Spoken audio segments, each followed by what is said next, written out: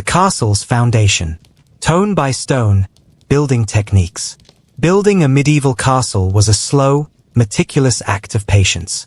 Every wall, every tower, every stairwell was laid with intention, stone by stone. There was no rush, only rhythm. The kind of rhythm that hums through centuries, where each echo of a hammer carries into the quiet of the ages.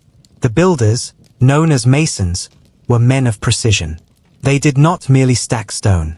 They shaped it, chiseled it, smoothed its edges with gentle strokes, and turned it until it fit, not just in form, but in harmony with the others. The castle wasn't just a fortress, it was a puzzle of weight, balance, and care. At the foundation, great stones were placed, the largest and heaviest. These were the keepers of the castle's strength. They would bear the weight of towers and time. Before a single wall rose, trenches were dug and filled with tightly packed stone, sand, and lime mortar, a bonding agent made by burning limestone and mixing it with water and sand. Mortar dried slowly, almost lazily, hardening only with the wind and the passing of time. The stones were not uniform. Some were square, others long and uneven. Each one had its purpose. Large cornerstones kept the shape steady. Flat stones layered one atop the next, forming the body of the walls. Smaller pieces filled the gaps like whispers between paragraphs. Nothing was wasted. Even broken shards found places within the thickness of the inner walls. The masons worked in teams. One would measure, another would carve, while others hoisted the stone using pulleys and wooden scaffolding. They used wooden templates, plumb lines, and leveling rods, tools that seemed simple, yet held incredible wisdom. Their movements were steady, never hurried. For in their world, a mistake in a wall could echo for generations. Lime mortar took time to cure. So days passed between layers. During this time, the masons sharpened their tools, traced plans, and watched the sky for signs of changing weather. Rain was both friend and foe. It cooled the mortar but could also erode it if not protected. To shield their work, wooden boards were placed overhead, forming makeshift roofs that followed the builders as they climbed ever higher. Inwardly, walls were often built hollow, with rubble and smaller stones pressed tightly in between outer layers. This reduced weight without losing strength. It was quiet work, the kind of work that invited reflection. One could almost hear the breath of the earth as it accepted its new shape. Every arch, every staircase, every ledge was formed with geometry and trust. Trust in numbers, trust in stone, and trust in each other. The same hands that shaped the lowest floor would one day set the highest window. And when the final stone, the keystone, was laid into an arch, the entire structure seemed to exhale. Complete, whole, silent. Stone by stone, castles rose from the earth not in thunder, but in stillness. And even now, centuries later, those very stones remain, whispering the story of the hands that built them. Patiently, slowly, and with enduring care. Stone by stone, building techniques. Building a medieval castle was a slow, meticulous act of patience. Every wall, every tower, every stairwell was laid with intention, stone by stone. There was no rush, only rhythm. The kind of rhythm that hums through centuries, where each echo of a hammer carries into the quiet of the ages. The builders, known as masons, were men of precision. They did not merely stack stone. They shaped it, chiseled it, smoothed its edges with gentle strokes, and turned it until it fit, not just in form, but in harmony with the others. The castle wasn't just a fortress, it was a puzzle of weight, balance, and care. At the foundation, great stones were placed, the largest and heaviest. These were the keepers of the castle's strength. They would bear the weight of towers and time. Before a single wall rose, trenches were dug and filled with tightly packed stone, sand, and lime mortar, a bonding agent made by burning limestone and mixing it with water and sand. Mortar dried slowly, almost lazily, hardening only with the wind and the passing of time. The stones were not uniform. Some were square, others long and uneven. Each one had its purpose. Large cornerstones kept the shape steady. Flat stones layered one atop the next, forming the body of the walls. Smaller pieces filled the gaps like whispers between paragraphs. Nothing was wasted. Even broken shards found places within the thickness of the inner walls. The masons worked in teams. One would measure, another would carve, while others hoisted the stone using pulleys and wooden scaffolding. They used wooden templates, plumb lines, and leveling rods, tools that seemed simple, yet held incredible wisdom. Their movements were steady, never hurried. For in their world, a mistake in a wall could echo for generations. Lime mortar took time to cure. So days passed between layers. During this time, the masons sharpened their tools, traced plans, and watched the sky for signs of changing weather. Rain was both friend and foe. It cooled the mortar but could also erode it if not protected. To shield their work, wooden boards were placed overhead, forming makeshift roofs that followed the builders as they climbed ever higher. Inwardly, walls were often built hollow, with rubble and smaller stones pressed tightly in between outer layers. This reduced weight without losing strength. It was quiet work, the kind of work that invited reflection. One could almost hear the breath of the earth as it accepted its new shape. Every arch, every staircase, every ledge was formed with geometry and trust. Trust in numbers, trust in stone, and trust in each other. The same hands that shaped the lowest floor would one day set the highest window. And when the final stone, the keystone, was laid into an arch, the entire structure seemed to exhale. Complete, whole, silent. Stone by stone, castles rose from the earth not in thunder, but in stillness. And even now, centuries later, those very stones remain, whispering the story of the hands that built them. Patiently, slowly, and with enduring care, choosing the perfect location. Long before a single stone was set, before workers gathered or plans were drawn, there was a decision, the most important one of all. Where would the castle stand? The location was not chosen on a whim or for beauty alone. It was selected with care, study, and often, a quiet walk through the land, eyes scanning the horizon, ears listening to the wind. The ideal location for a medieval castle was one that could offer both protection and power. Lords sought high ground, hills, cliffs, rocky ridges. From above, one could see far in every direction. The higher the castle, the earlier it could spot danger. A lonely hill, rising above a valley, became a guardian over roads, rivers, and the people below. Some castles were built near rivers, not just for the fresh water, but for trade and travel. Others rose beside forests, where wood could be gathered for fuel, hunting could feed soldiers, and game paths served as quiet warnings of who came and went. Some were set near borders, like sentinels of stone, watching for distant enemies, standing firm between one realm and another. Soil mattered too. The earth needed to be strong, not soft or shifting. Foundations had to be firm, rock beneath dirt, able to hold the weight of towers and time. No lord wanted his fortress to sink, crack, or crumble. Surveyors, wise men who understood the land, walked the terrain, pressed their heels into the ground, and listened to how the land answered. Climate played its part. Too wet, and walls would rot or slip. Too dry, and supplies would fail. Balance was key. A castle should be close enough to a village for supplies, but far enough to stand alone. It should have access to fresh water, but also to stone quarries, forests, and fertile land. Safety met self-sufficiency. That was the secret. Defense was always the guiding hand. Builders imagined what an enemy would see. Could archers defend from above? Would a siege be difficult? Was there a natural moat, or a way to build one? The land itself became part of the castle's armor. A bend in the river became a wall. A cliffside became a shield. Nature, used wisely, was the castle's first defender. Sometimes, ancient ruins or Roman roads helped decide the spot. A place where warriors had stood before, where the ground remembered battle, often became the home of new stone. The past whispered to the future, guiding the hands of lords and builders alike.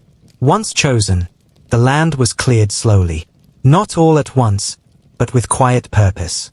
Trees were felled, rocks were moved, shrubs burned away, and as the sun fell across the empty earth, a wooden stake was driven into the soil. This was the heart. The first mark. Around it, a fortress would rise.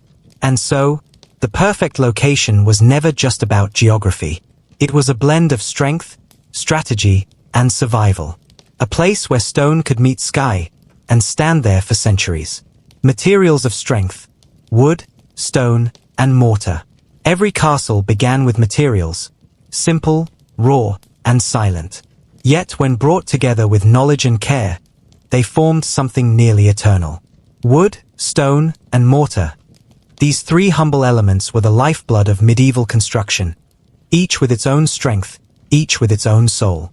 Stone, above all, was the backbone. Cold, strong, and unforgiving. It stood against fire, wind, and war. But not all stone was the same. Builders looked for limestone, soft enough to carve but hard enough to last. Sandstone was common too, easily shaped, with warm colors that gave some castles a golden glow at sunset. In mountain regions, granite was used, tough and enduring, though difficult to shape. Stone was pulled from nearby quarries, cut into large blocks with iron tools, and hauled on wooden sleds or wagons by teams of oxen. It took many men to move a single stone, and often many days to lay a wall. Wood was the castle's other constant companion. It did not last like stone, but it served in countless ways. Trees were cut from nearby forests and shaped into beams, floorboards, scaffolds, and roofs. Oak was prized, strong, resistant to rot, and full of tight grain that held shape. Pine, lighter and more flexible, was often used in interior spaces. Builders used wooden frames to create arched ceilings, doors, bridges, and even early drawbridges. In some early castles, called motte and bailey, would made up the entire structure. Though vulnerable to fire and time, would allowed for fast construction and easy repair. Mortar was the quiet glue that bound stone to stone. It began as chalk or limestone, burned in great fires to create lime. The lime was then mixed with sand and water, forming a soft paste that hardened over time. Mortar didn't just hold the walls, it helped them breathe. It flexed with wind and seasons, giving the stone room to settle without cracking. Good mortar took weeks to cure, and workers often covered fresh layers with straw or cloth to protect it from rain or frost. Sometimes other materials played their part. Iron held doors, hinges, and portcullises. Lead lined windows and joined stained glass. Clay made roof tiles or filled gaps between stones. In certain castles, colored stones were used decoratively, creating patterns that still surprise modern visitors. But nothing was wasted. Old bricks were reused. Broken stones filled wall cores. Even wood shavings became fuel for the fires that boiled lime. A castle was not just strong, it was efficient. It used what was nearby, and it used it well. And yet, even with these mighty materials, it was not the elements alone that gave a castle its strength. It was the human hands that shaped them, the minds that planned them, and the patience that brought them together. Wood, stone, and mortar, these were only ingredients. It was care that turned them into a legacy, laborious and craftsman. A medieval castle, as grand and mighty as it appeared, was not born from the hands of a single man. It was the work of hundreds, sometimes thousands, of souls. Men who woke with the sun and laid their heads down in sawdust and stone dust. Laborious and craftsmen, each with a trade, each with a rhythm, each with a quiet role in building something far greater than themselves. At the bottom of the chain were the laborious, strong, nameless workers whose backs carried the burden of the build. They moved stones, fetched water, chopped trees, and pushed heavy carts through thick mud. Their hands were rough, their tunics simple, their pay meager. Yet without them, not a single tower would rise. They worked in teams, taking turns with pulleys, ropes, shovels, and sledgehammers. In sun and rain, their chants and grunts filled the air like music of the foundation. Then came the masons, skilled stoneworkers who gave the castle its shape and strength. They carved, smoothed, and measured each block of stone with precision. Masons used chisels and hammers, working by hand, eye, and instinct. Some were rough masons, placing the hidden stones deep inside walls. Others were Freemasons, respected for their knowledge of geometry and symmetry, who shaped the stones that faced outward, the ones the world would see. Beside them stood the carpenters. They were builders of wood, craftsmen of scaffolds, staircases, doors, and beams. Their tools were saws, axes, and mallets. Carpenters knew the weight of timber, the curve of grain, and how to fit wood like a puzzle. They also built the scaffolding that climbed beside the rising walls, allowing masons to work high above the ground in relative safety. Blacksmiths worked in heat and sparks. They forged nails, hinges, window bars, and the chains that would one day hold drawbridges. Their forges burned day and night, often hidden in small huts at the edge of the building site. Though their hands never touched stone or wood, their work held everything together. Roofers arrived later in the build, laying tiles or thatching roofs with care to keep out wind and rain. Plasterers and lime burners followed, smoothing walls or preparing mortar. Even glaziers, though rare, were brought in to fit tiny panes of colored glass into chapel windows, casting light like jewels across cold stone floors. Overseeing them all was the master builder, a man of knowledge and command. He read the plans, calculated loads, and directed work. He had to be part architect, part engineer, and part leader. Every decision passed through him. And let us not forget the apprentices, young boys learning a trade. They fetched tools, mixed mortar, and studied the hands of their elders. Slowly, they absorbed the craft, and one day, they too would shape stone and wood with steady, knowing hands. These laborious and craftsmen rarely carved their names into the stone, but their spirit lived on in every corner of the castle. It was their sweat, their scars, and their silence that built something lasting. While the lords claimed the glory, the builders left behind something stronger, legacy in every brick. Tools of the trade. The medieval castle was a triumph of effort, but without the right tools, even the strongest hands could do little. Each craftsman, whether mason, carpenter, or blacksmith, relied on a small but powerful collection of tools, simple by today's standards, yet masterfully effective in their time. These tools were often handmade, passed down through generations, and cared for like sacred relics. Masons, the stoneworkers, used a collection of chisels, hammers, and mallets. Their chisels came in various sizes, some sharp for carving fine details, others wide and blunt for rough shaping. The mason's hammer, heavy and solid, was used to strike the chisel or to break stones apart. A pointing trowel helped them spread mortar, while a plumb line, a simple string with a weight at the end, kept their walls straight and true. Masons also used wooden measuring rods, straight edges, and set squares to mark perfect angles. Their work required patience, silence, and constant checking. Every stone had to fit just right. Carpenters had a different toolbox. Their tools were light but sharp, and dangerous in the wrong hands. The adze was an ancient tool, curved and powerful, used to shape beams and smooth wood. Axes came in all sizes, from broad axes for splitting logs to hand axes for trimming. Hand saws were used to cut wood to length, and augers, early drills, bored holes for pegs and dowels. Wooden mallets were used to drive chisels or to join pieces tightly. Carpenters also carried chalk lines for marking cuts, and levels made from string and water to test evenness. Blacksmiths worked mostly with iron. In the flickering heat of the forge, they shaped hot metal using tongs, hammers, anvils, and chisels. The forge itself was their greatest tool, a roaring hearth that brought iron to glowing red. With careful strikes, blacksmiths bent and formed nails, door hinges, brackets, and sometimes decorative ironwork for gates or windows. Their bellows, large leather lungs, kept the fire alive and hot. Rope and pulley systems were some of the most underrated tools on site. These allowed builders to lift stones, beams, and buckets of mortar high into the air with surprising ease. Workers also used wooden cranes powered by men walking inside large hamster wheel-like drums, turning gears to lift weight. There were buckets and hods for carrying mortar, shovels for moving dirt and sand, and brushes made from straw for sweeping away dust and grit. Most tools were made by local blacksmiths and repaired often. They were valuable, not only because of cost, but because each tool had been shaped to its owner's hand. A worn grip, a bent blade, these imperfections made the tools personal and irreplaceable. Despite their simplicity, These tools turned raw earth into towering walls and empty land into lasting fortresses. They brought vision to life, one stroke, one cut, one careful measurement at a time. The castle may have been mighty, but its birth came not from magic or royalty, it came from steel and sweat. Castle design and layout.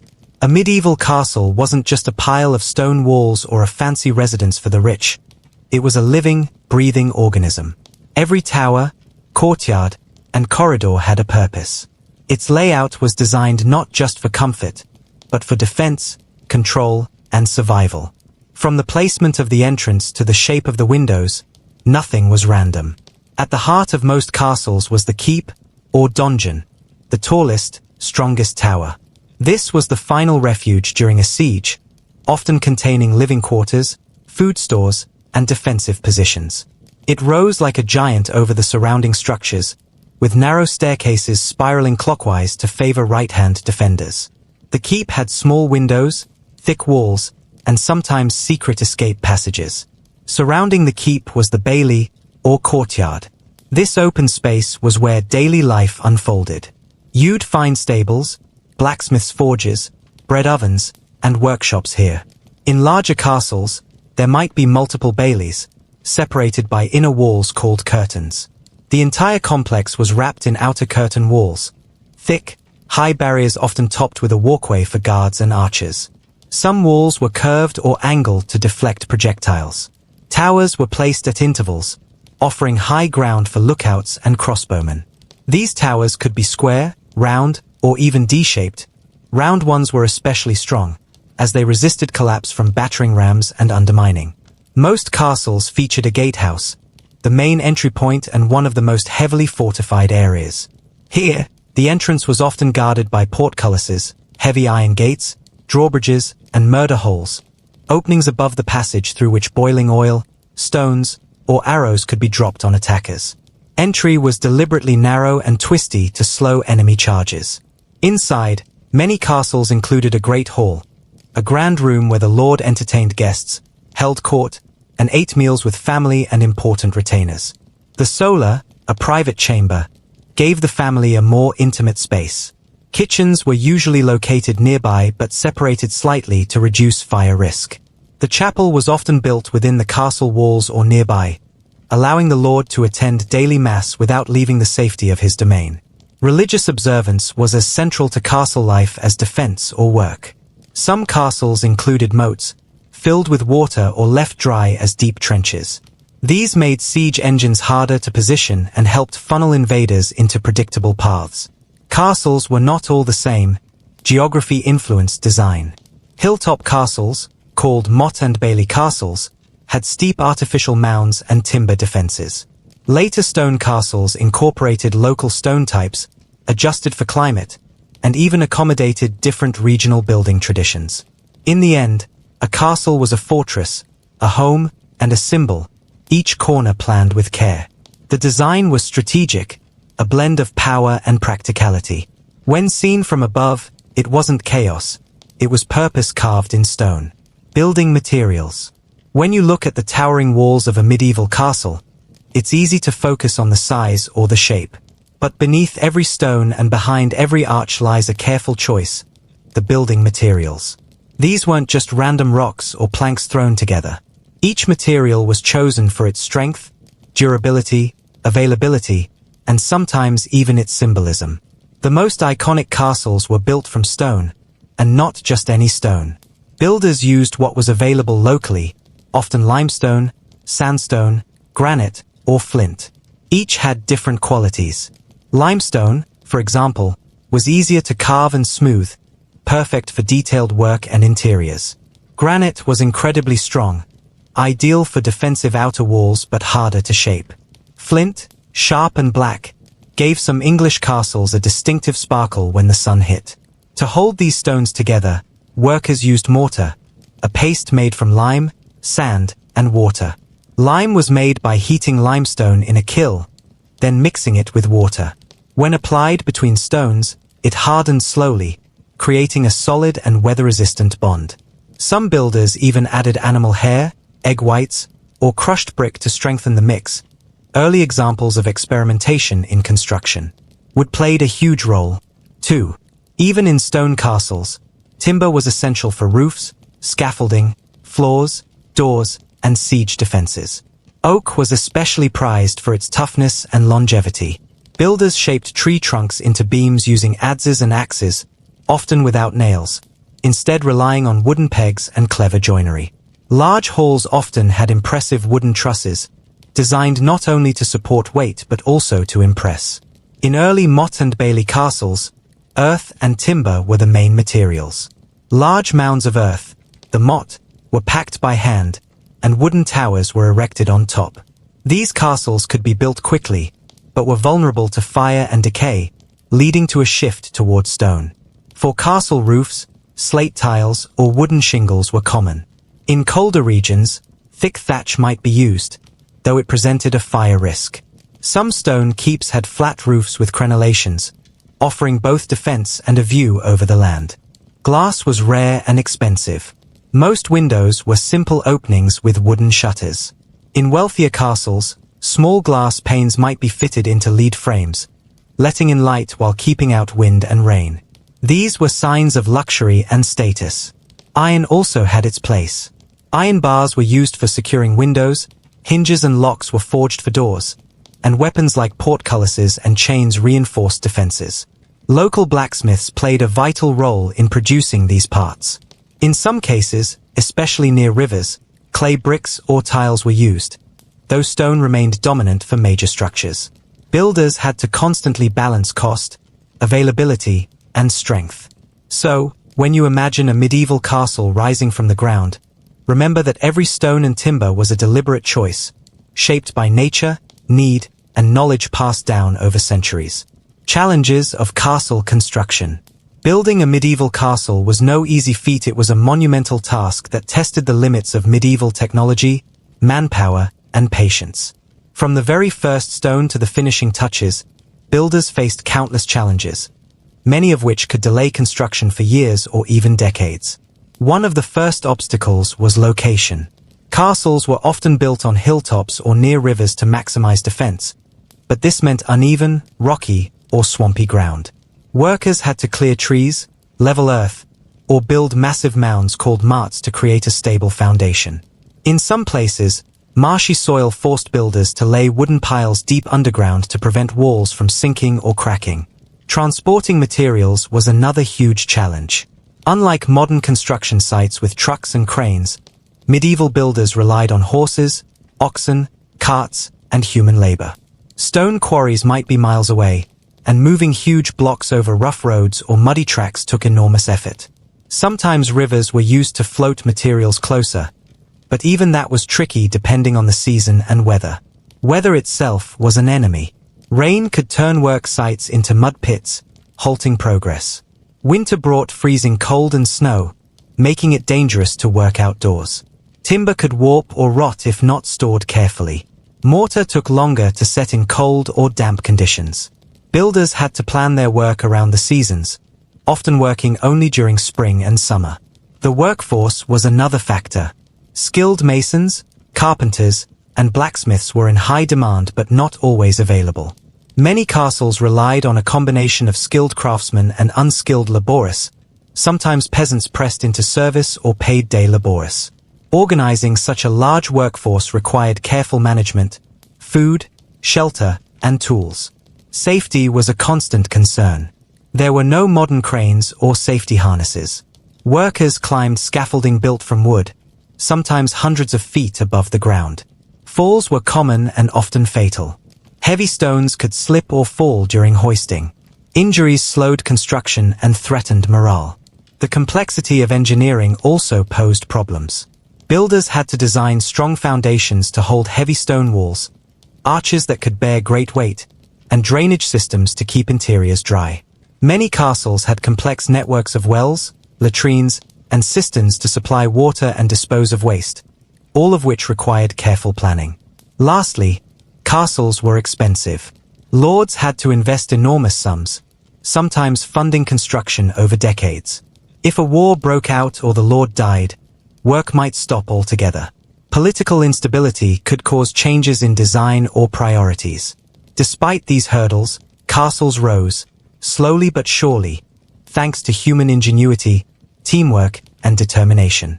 The challenges of castle construction remind us how incredible these structures really were, standing strong for centuries through effort that often went unseen.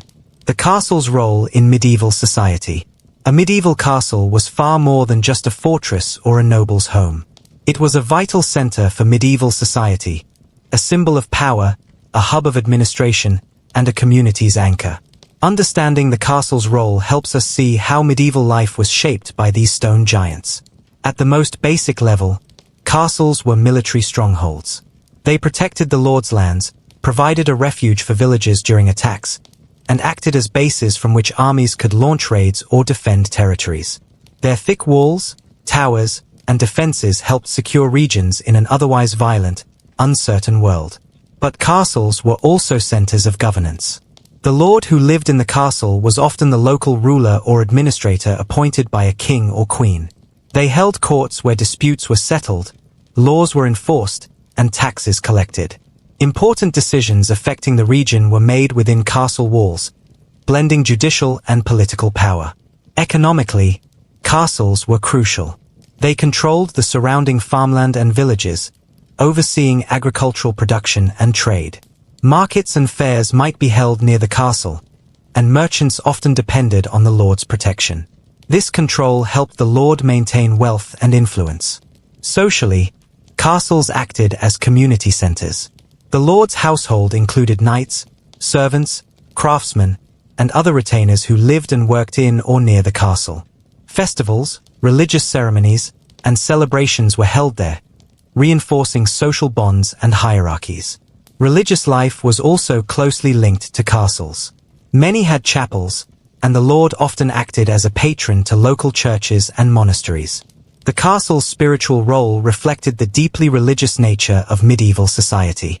Castles symbolized the feudal system, where loyalty and service were exchanged for protection and land. Vassals swore allegiance to their lords, and castles served as tangible reminders of that relationship. The sight of a castle rising above the landscape sent a clear message. Here was power, order, and authority. However, castles were not just places of power. They were also homes. Lords and their families lived in these fortified spaces, and their daily lives unfolded amidst the stone walls. The comforts, rituals, and challenges of castle life were deeply intertwined with their role as rulers.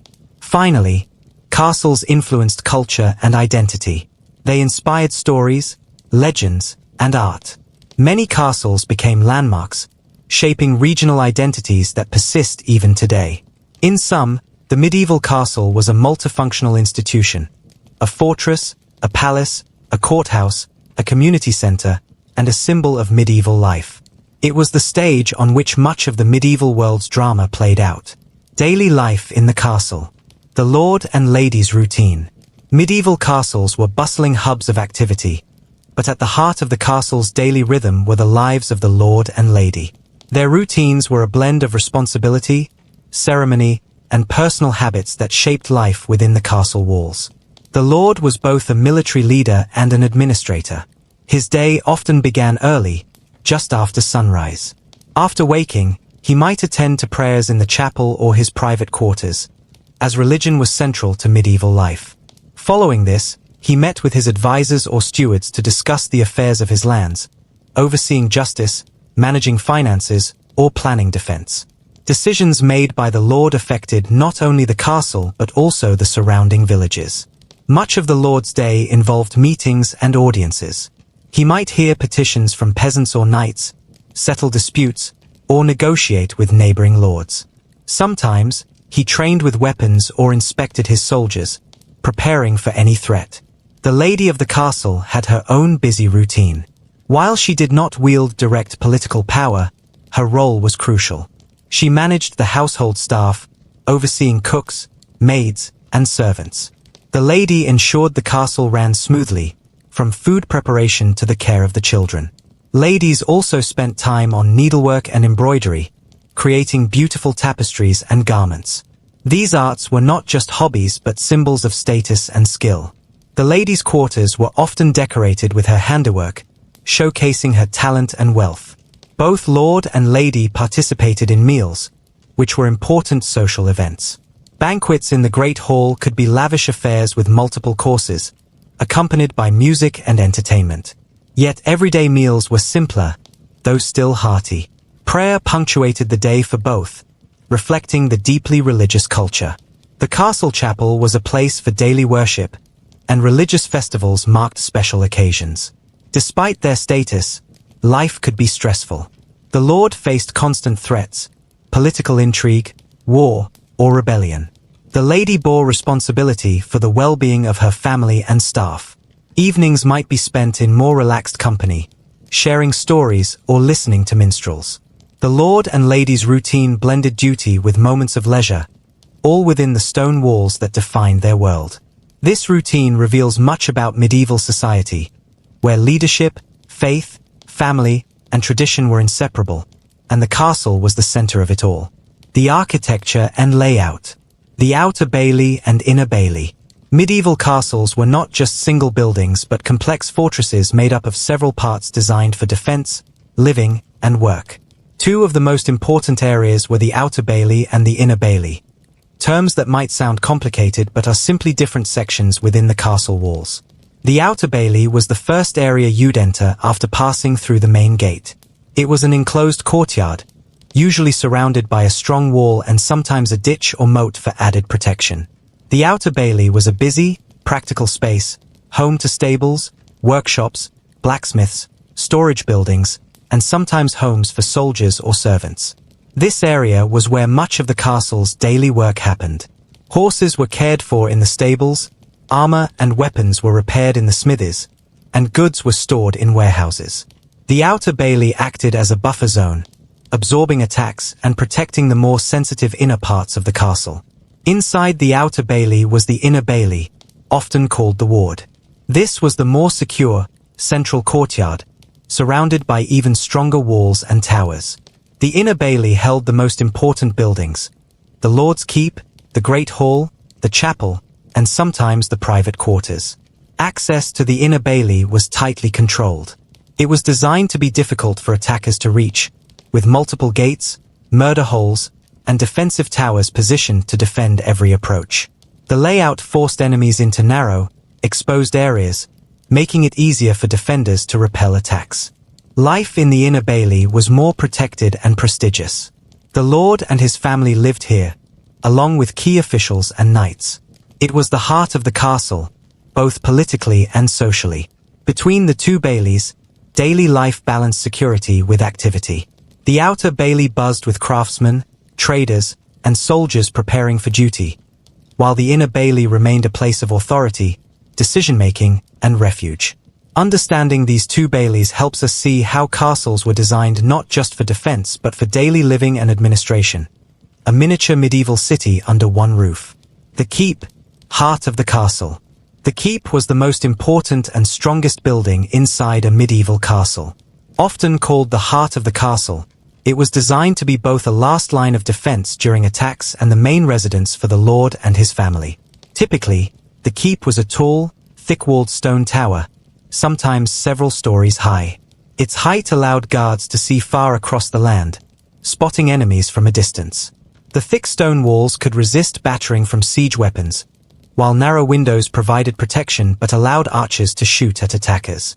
Inside, the keep was divided into several floors, each serving a different purpose. The lowest levels often contained storage rooms or dungeons, where prisoners were held. Above that, living quarters were arranged for the lord, his family, and important guests. These rooms included private chambers, halls for meetings, and sometimes chapels. The Great Hall inside the keep was a social and administrative center. Here, the lord held court, entertained guests, and conducted daily affairs. It was often a large room with high ceilings, decorated with tapestries and banners that displayed the lord's wealth and status. The keep was designed with safety in mind. Its only entrance was usually elevated, accessible by a wooden staircase or ladder that could be removed in times of danger. Thick doors and iron bars added extra layers of protection. Despite its defensive role, the keep was also a home. Lords and ladies lived there with servants, knights, and guards. They slept in warm chambers lit by fireplaces, ate meals prepared nearby, and held celebrations during festivals. The keep's design varied depending on the castle's location, the lord's wealth, and the period in history. Early keeps were simple stone towers, while later ones became more elaborate with added features like spiral staircases, arrow slits, and fortified battlements. In summary, the keep was both a fortress and a home. It symbolized the lord's power and was central to the castle's defense and daily life. Towers and turrets. Towers and turrets were defining features of medieval castles, giving them their iconic silhouette against the sky. These structures were not only decorative but served critical defensive and functional roles. Towers were tall, sturdy constructions built at strategic points along the castle walls, often at the corners or near gates. Their height allowed defenders to have a wide field of vision, spotting approaching enemies long before they reached the castle. From these towers, archers and soldiers could fire arrows, drop stones, or pour boiling oil on attackers below, making it difficult for enemies to advance.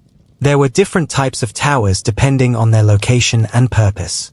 Corner towers protected the walls by allowing defenders to cover adjacent sections with crossfire. Gatehouse towers guarded the main entrance and were heavily fortified, as gates were often the most vulnerable point in castle defenses. Some castles also had keep towers, which were the main strongholds. Turrets, on the other hand, were smaller towers, often cylindrical, attached to larger towers or walls. Turrets served as lookout points or arrow slits and added to the castle's aesthetic beauty. They often crowned battlements or corners and sometimes contained spiral staircases for easy access between levels. Both towers and turrets played a key role in the castle's defensive strategy. Their placement allowed defenders to cover blind spots and create overlapping fields of fire. This meant attackers faced constant threats from multiple angles. Beyond defense, towers had practical uses. They could serve as storage rooms, guard posts, or even private chambers. Some towers included latrines built into their walls, allowing waste to be disposed of directly outside the castle. Architecturally, towers and turrets added strength and stability to the castle walls. Their thick stone construction helped absorb attacks from siege engines and resist battering rams. From a symbolic perspective, tall towers projected the lord's power and wealth. The higher and more numerous the towers, the more impressive the castle appeared to visitors and enemies alike. In sum, towers and turrets were vital features that combined military necessity with architectural beauty. They made castles formidable fortresses and striking monuments that still captivate us today. Reet halls and dining chambers. The Great Hall was the beating heart of a medieval castle's social and political life. It was the largest room inside the castle, a grand space where the lord held court, entertained guests, and hosted feasts. The design and use of the Great Hall tell us a lot about how medieval people lived and interacted. Typically, the Great Hall was a large rectangular room with high ceilings and long wooden tables. Its size allowed many people to gather: knights, servants, guests, and the lord's family. A large hearth or fireplace provided warmth, and tall windows let in daylight, though often these windows were narrow and high for defense. The lord's high table was raised on a dais at one end of the hall. Here, the lord and his family sat in a place of honor, overlooking everyone else. This arrangement reinforced social hierarchy, reminding all who entered of their rank and status.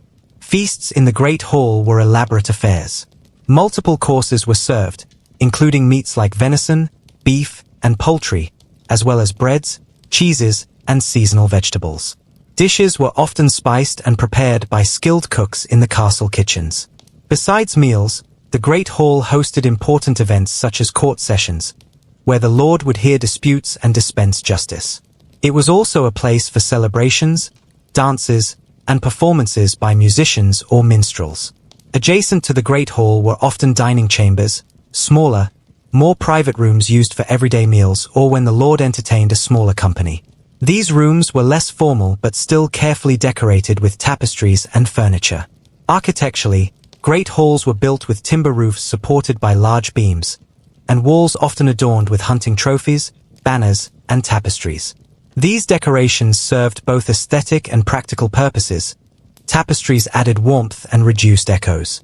The Great Hall was central to castle life, reflecting the social order, culture, and hospitality of the medieval world. It was a place of community, power, and celebration, where the rhythm of medieval life played out daily. Kitchens and hearths. The kitchens in a medieval castle were vital spaces where the food for the entire household was prepared. Unlike the cozy kitchens we think of today, castle kitchens were large, busy, and often located in separate buildings or wings to reduce the risk of fire spreading to the main living areas. Castle kitchens featured large open hearths, huge fireplaces with space for multiple cooking fires at once. These hearths were equipped with iron pots, spits for roasting meat, and cauldrons for boiling water or soups. Cooking was an intense, smoky business, with fires constantly tended by skilled cooks and assistants. Food preparation was a major operation. Cooks had to prepare meals for the lord, his family, knights, servants, and guests.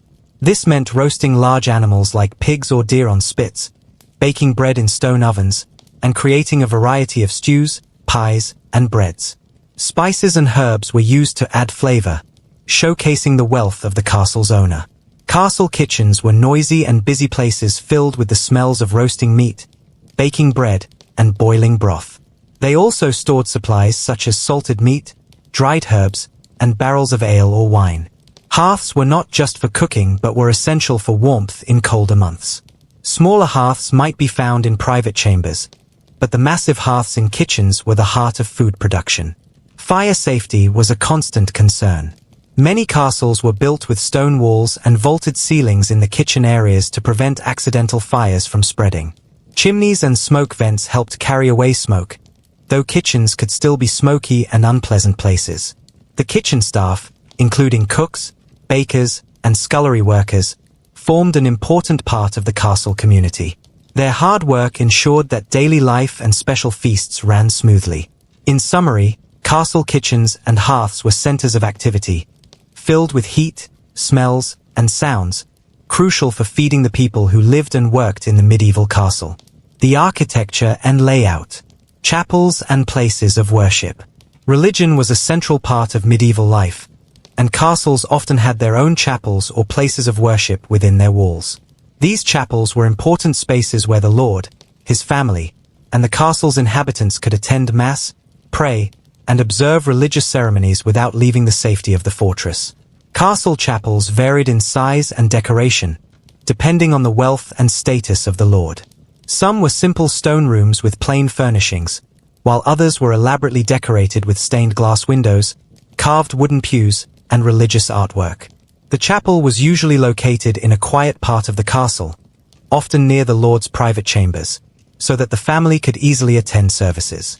Inside the chapel, the altar was the focal point, where the priest conducted mass. Religious artifacts such as crosses, chalices, and relics might be kept here, and the walls were sometimes adorned with paintings or tapestries depicting biblical scenes. Chapels were used daily for prayers, and special services were held on feast days and during important events such as weddings or funerals. Having a chapel in the castle meant that the lord could maintain religious observance even during times of siege or travel. Storage rooms and armories were essential parts of any medieval castle, serving critical roles in the daily functioning and defense of the fortress. These spaces were carefully designed to hold supplies, weapons, and armor, ensuring that the castle could withstand sieges and support its inhabitants. Storage rooms, often called pantries or cellars, were used to keep food, drink, and other necessities. Since castles housed many people, including the lord, family, knights, and servants, large quantities of provisions were required. Foods like salted meats, dried grains, vegetables, and barrels of ale or wine were stored here.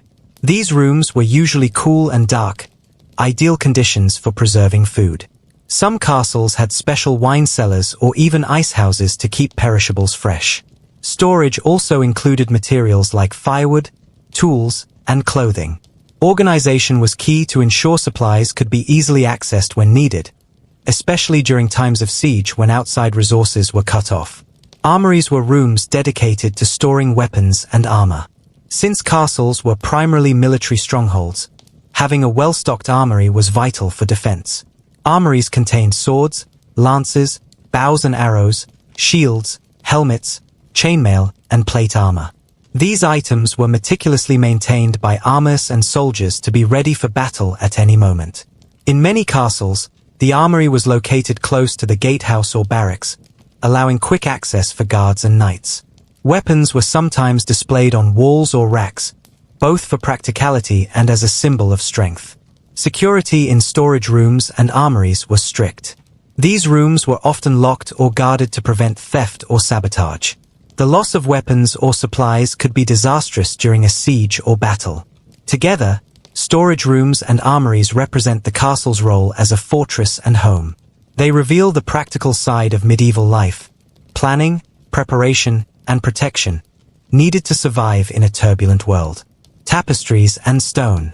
While medieval castles are often thought of as cold, grey stone fortresses, they were also places where aesthetics and decoration played an important role. The walls, halls, and chambers were often adorned with tapestries and carefully worked stonework that combined beauty with function. Tapestries were large woven textiles hung on castle walls. They served multiple purposes, decorating otherwise bare stone walls, insulating rooms against cold drafts, and telling stories through detailed images. These woven artworks often depicted biblical scenes, historical battles, or scenes from daily life and mythology.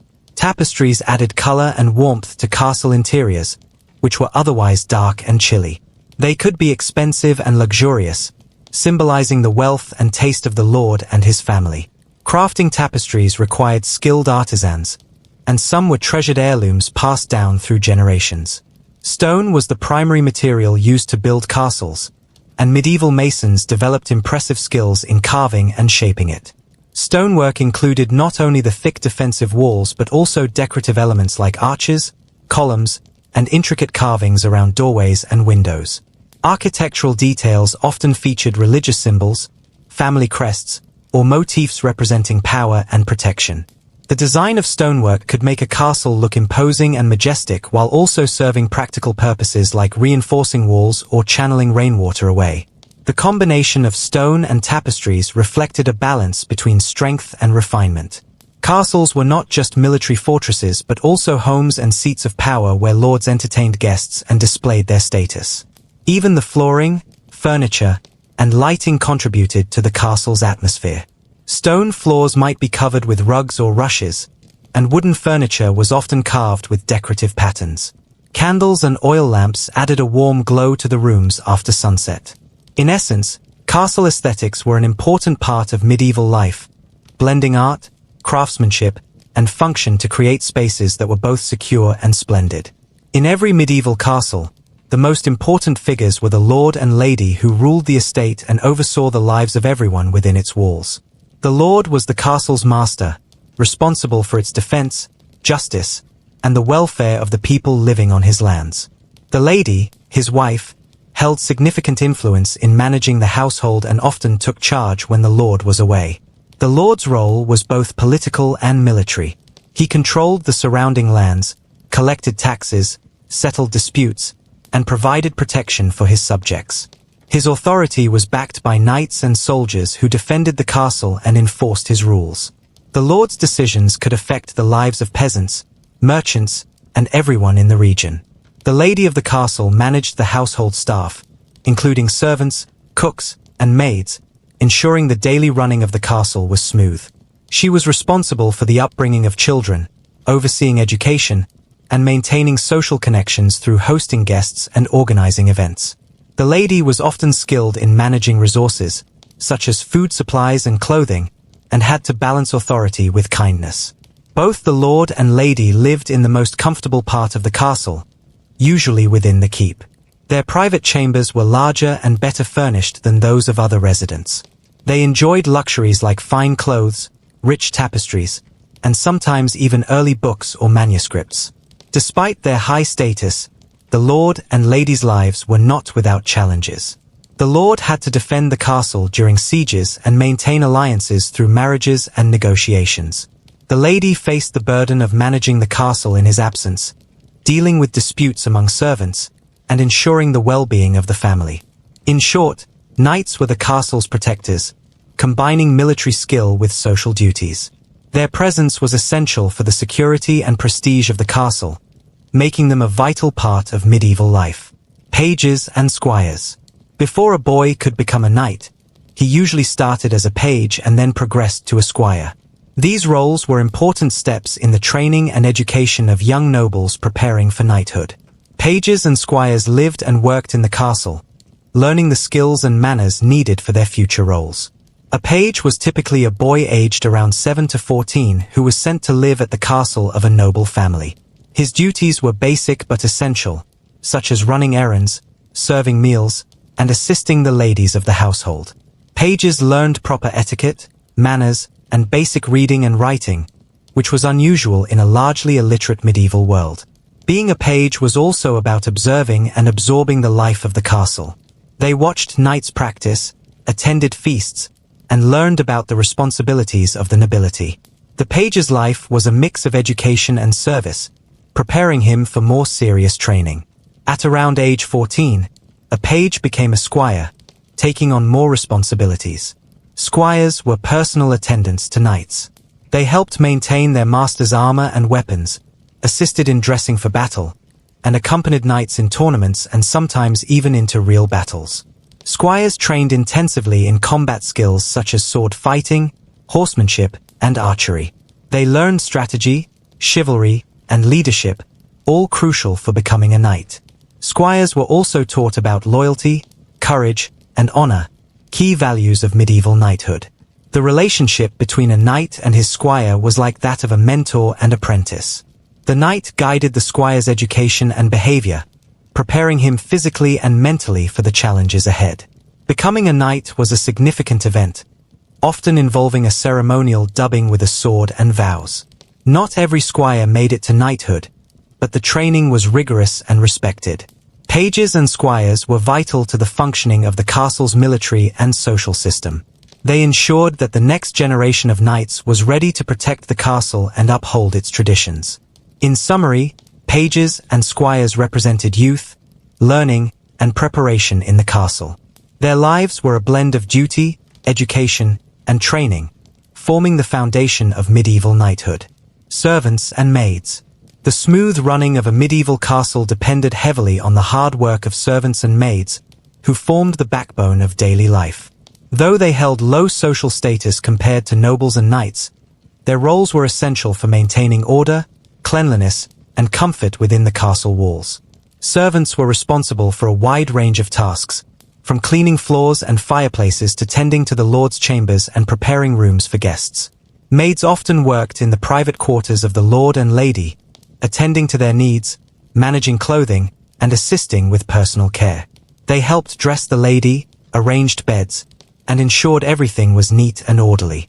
In the great halls and kitchens, other servants helped serve food, clear tables, and keep the areas tidy. Some servants specialized in caring for animals, managing the stables, or assisting with outdoor chores. The daily routine of servants was physically demanding and required long hours, often beginning before dawn and continuing late into the evening.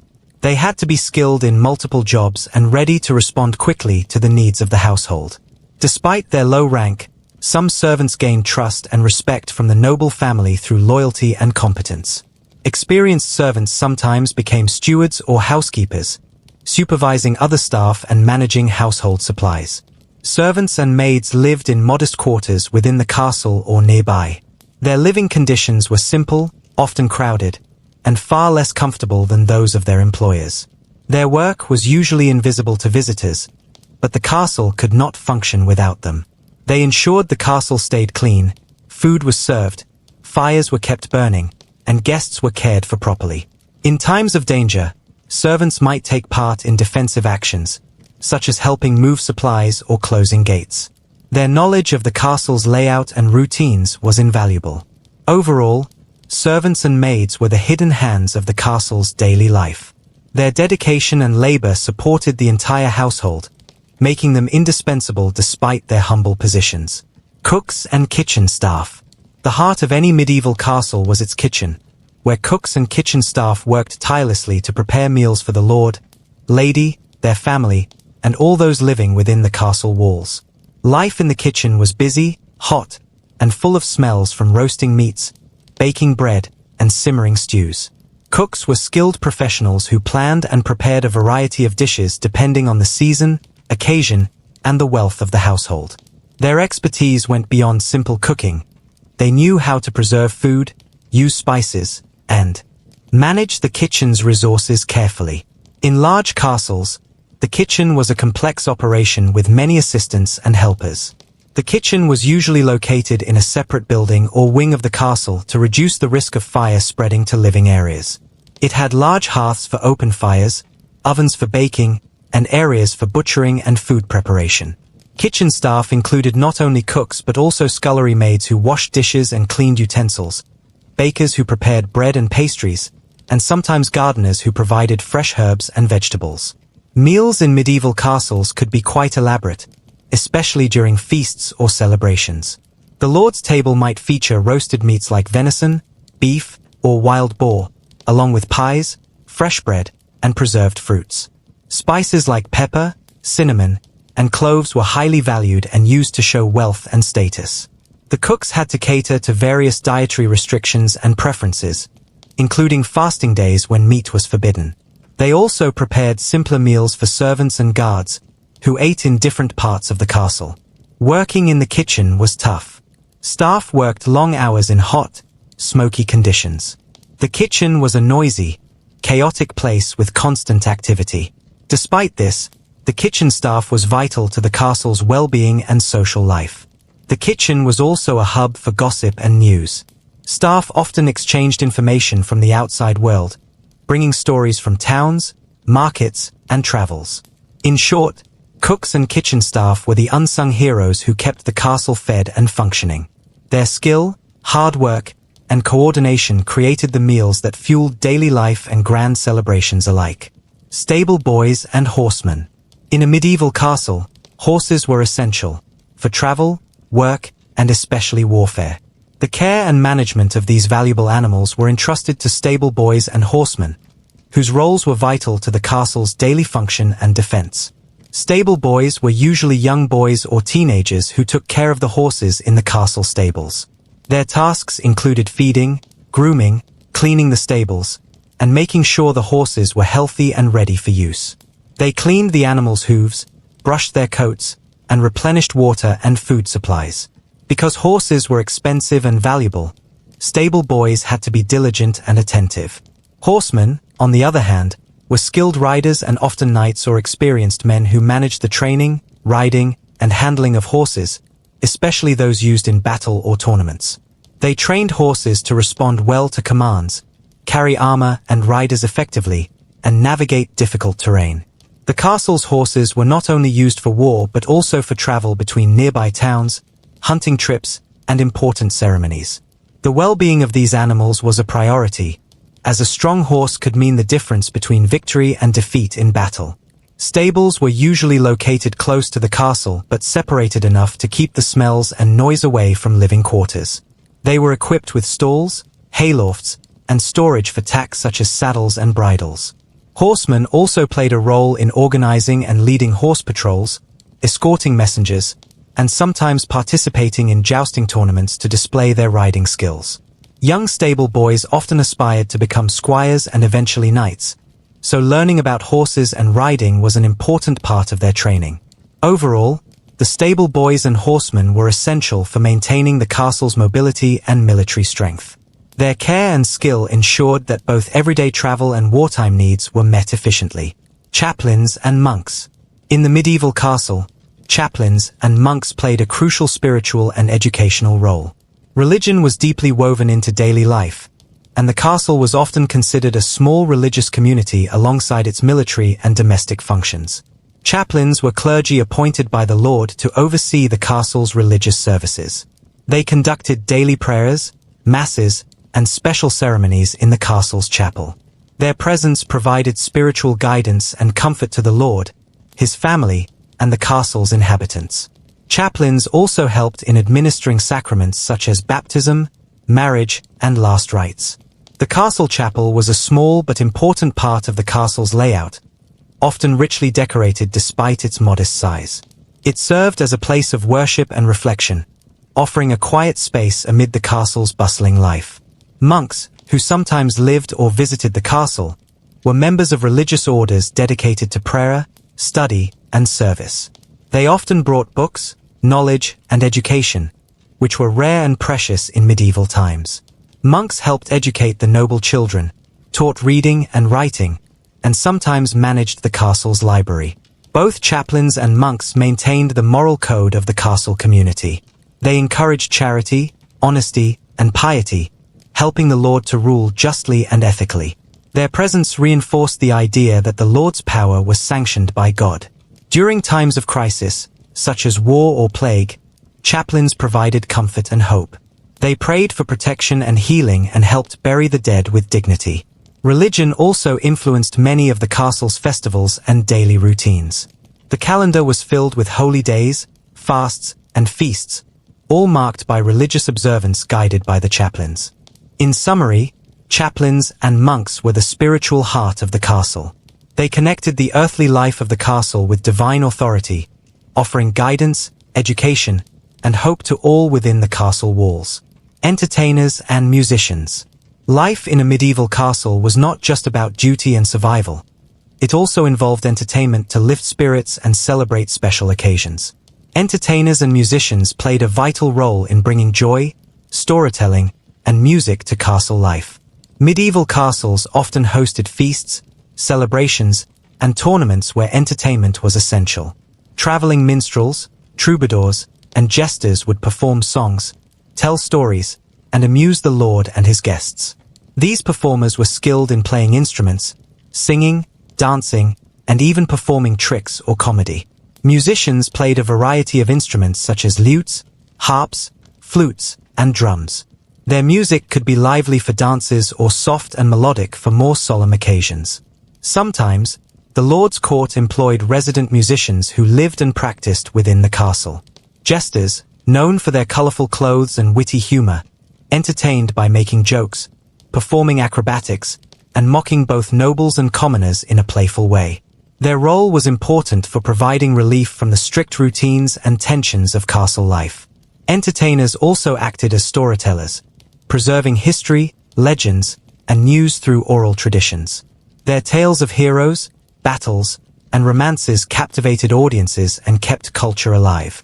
Special occasions such as weddings, holidays, or victories in battle often featured grand performances, including dances and theatrical plays. Though entertainers were generally not nobles, their presence was welcomed and valued. They had to be clever and adaptable to survive in a castle environment that could be both appreciative and critical. In essence, entertainers and musicians brought life, laughter, and culture to the medieval castle. They helped balance the seriousness of daily duties with moments of joy and celebration. The blacksmith and his forge. Within the walls of a medieval castle, the blacksmith was a vital figure responsible for crafting and repairing the tools, weapons, and armor that kept the castle functioning and protected. His forge was a noisy, fiery workshop where iron was heated, hammered, and shaped into essential items. The blacksmith's work began with heating iron or steel in a furnace until it was red-hot and malleable.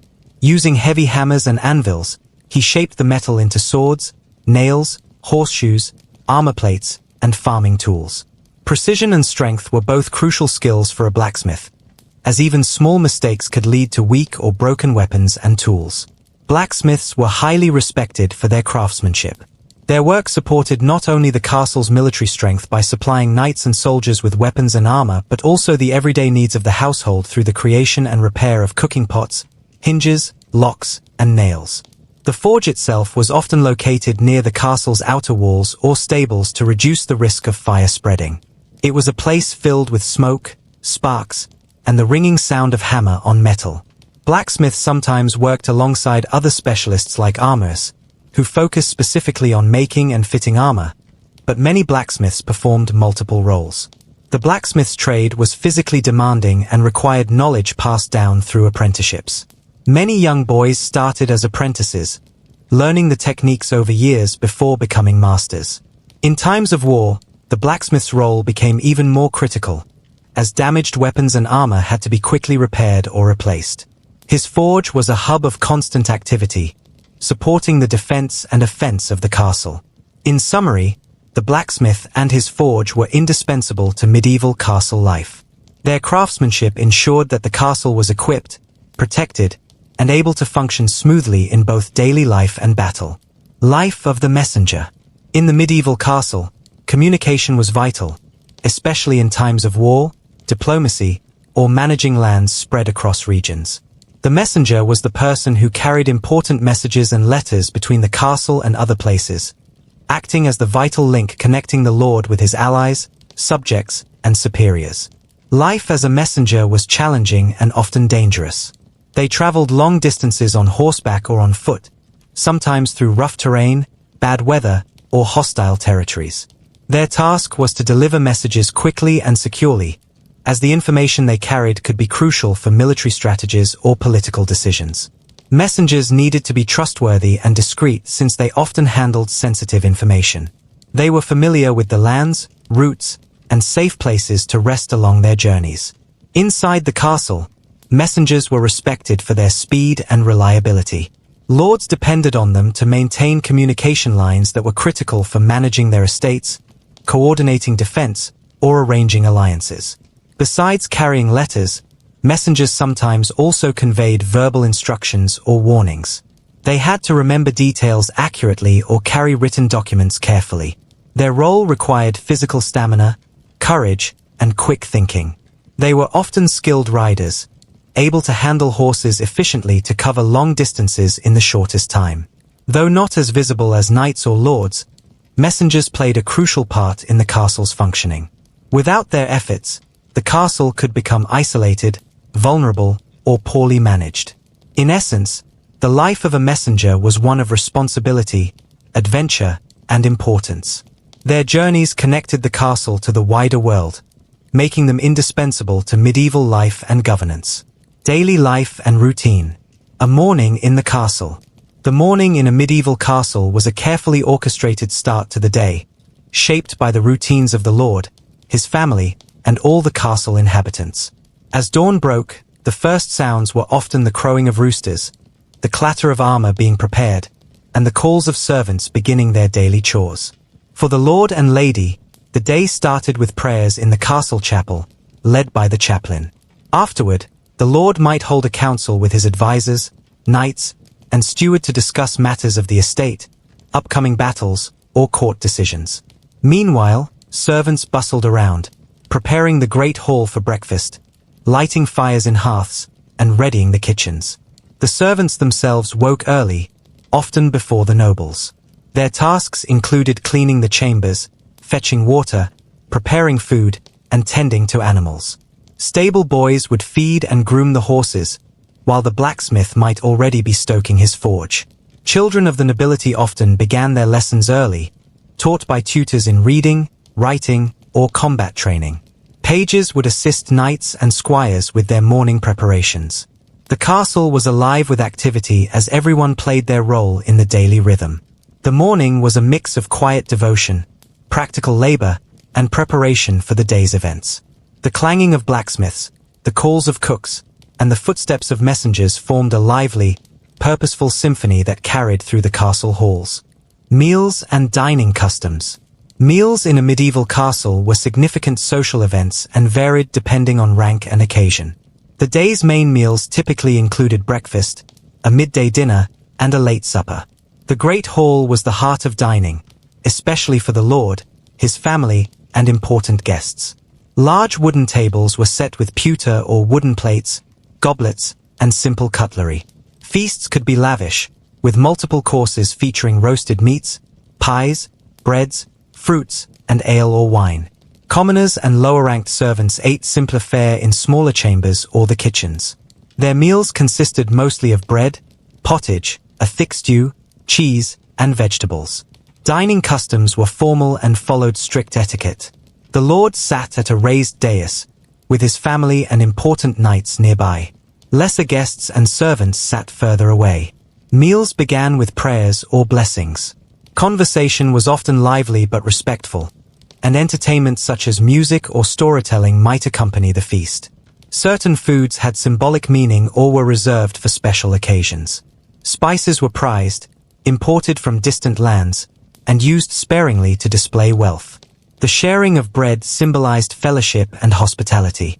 Mealtimes were not only about nourishment but also about reinforcing social hierarchy, alliance building, and cultural rituals within the castle community. Clothing and daily dress.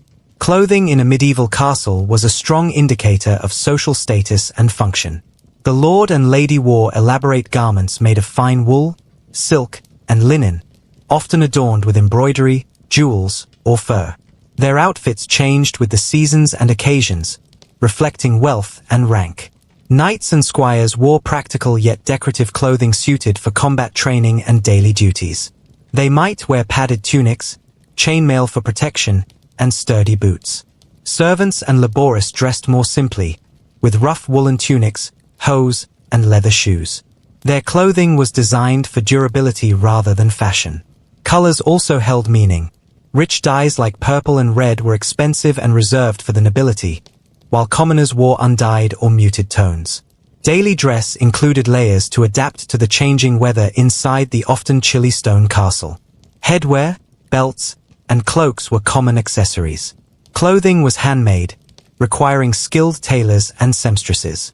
Garments were repaired and repurposed when possible, as textiles were valuable. Overall, the castle's clothing reflected a strict social order while balancing the practical needs of medieval life. Hygiene and bathing. Contrary to popular belief, medieval castle inhabitants did pay attention to hygiene, although their practices differed from modern standards. Bathing facilities were limited but not non-existent. The castle usually had a few wash basins and sometimes a dedicated bathhouse or wooden tubs heated with fire. Lords and ladies bathed more regularly, especially before special occasions, while servants bathed less frequently. Water was drawn from wells or nearby streams, and heated in cauldrons for washing. Soap was rudimentary, made from animal fats and ashes. To maintain cleanliness, people washed their hands and faces daily, especially before meals. Teeth cleaning involved cloths or twigs, though dental hygiene was generally basic. Clothes were changed regularly and aired to reduce odors, and linen undergarments helped keep skin clean. Chamber pots were used at night, emptied by servants in the morning. Waste disposal was managed with simple systems, though sanitation was limited compared to modern standards. Despite some challenges, medieval people understood the importance of cleanliness for health and comfort within the castle walls. Games and leisure activities. Even in a castle filled with duties, leisure and entertainment were vital for morale. Nobles and commoners alike engaged in games and pastimes to relax and enjoy themselves. Board games such as chess, backgammon, and checkers were popular among the nobility. These strategic games were considered not only fun but also exercises in planning and intelligence. Physical activities included hunting, archery, and jousting tournaments, which were both sport and training for warfare. Hunting parties ventured into nearby forests, sometimes lasting days, providing food and excitement. Music and dancing were common at feasts and celebrations, with musicians playing lutes, harps, and flutes. Dancing brought social interaction and joy. Children played simple games like marbles, spinning tops, or tag. Storytelling was an important leisure activity, with bards or minstrels recounting tales of heroism, romance, and legends that preserved history and culture. Leisure time allowed the castle's people to bond, develop skills, and find respite from the demands of medieval life. Education and learning. Education in a medieval castle was mainly reserved for the nobility. Boys, especially those destined to become knights, received training in combat, horsemanship, and chivalry.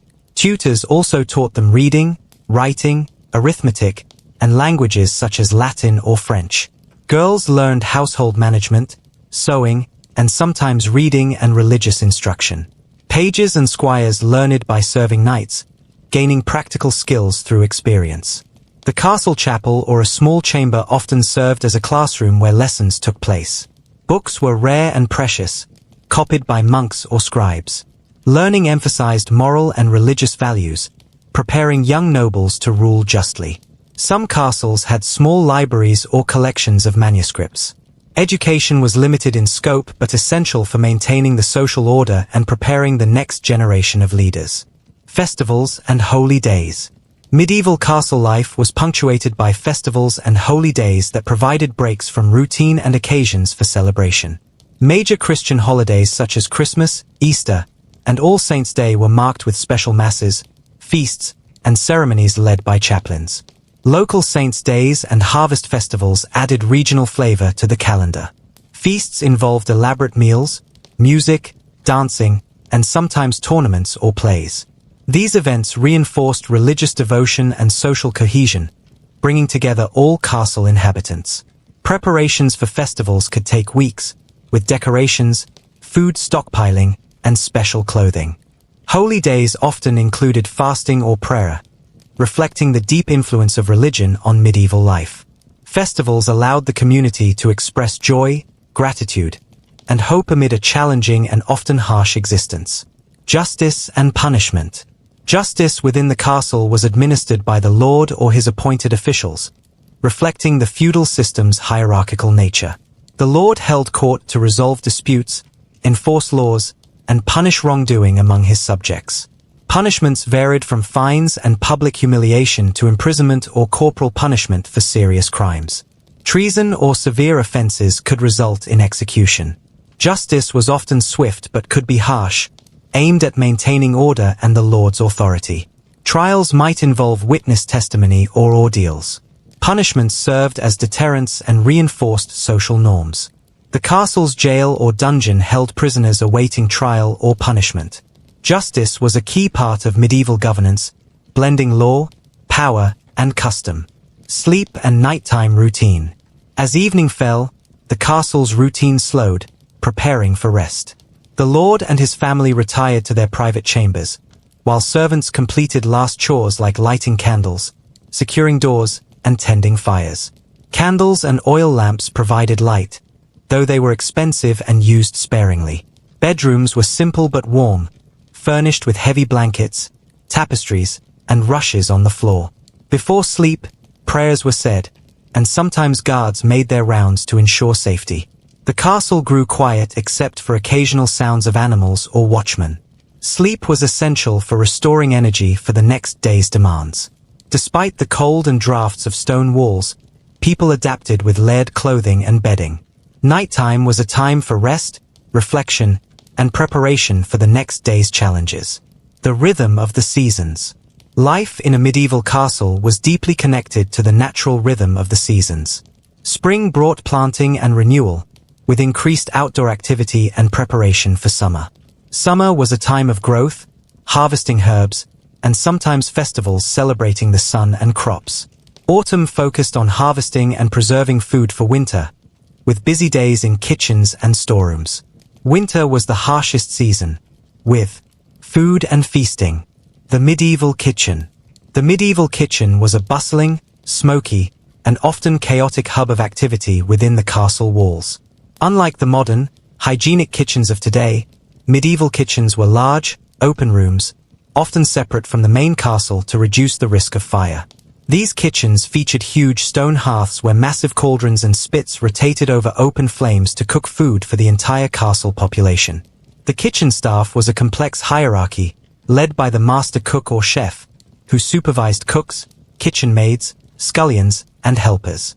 Each had specific tasks.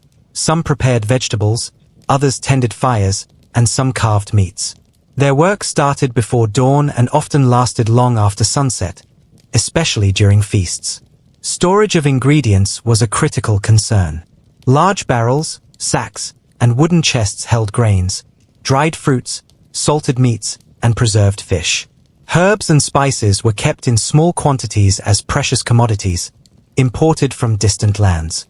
Water for cooking was drawn from wells or streams, and all tasks had to be done quickly but with care to feed everyone from the lord and his family down to the servants and guards.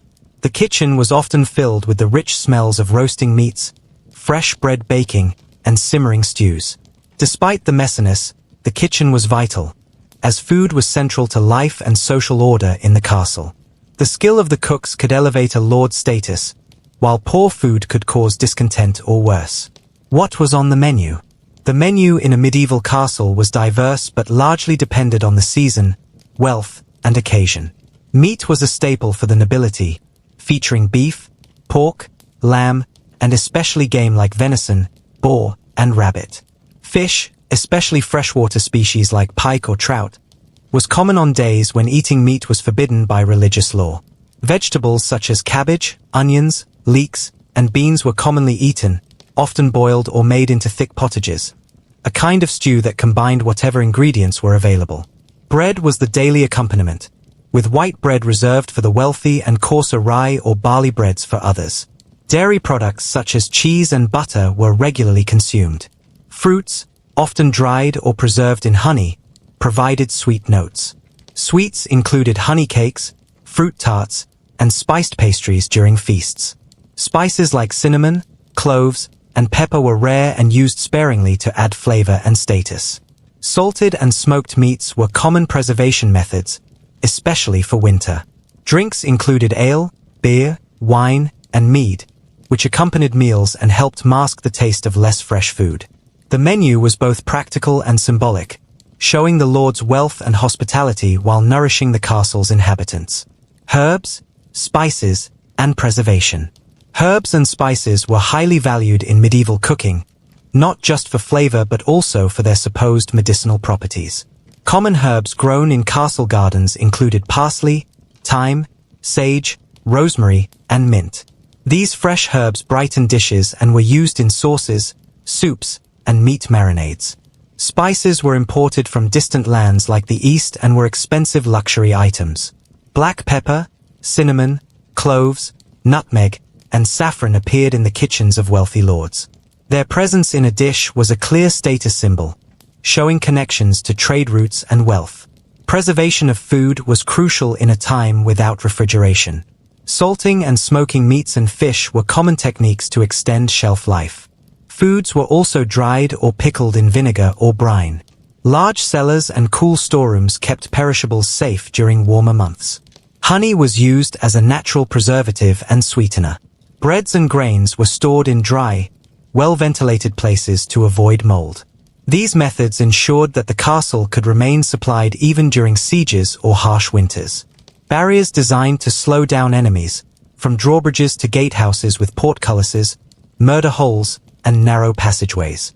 Inside, the castle housed not only the lord and his family but also soldiers, servants, and stores of weapons and food, ensuring it could hold out during long sieges. The fortress was a place of safety in a dangerous world, where power was contested with weapons and walls. Arrow slits and murder holes.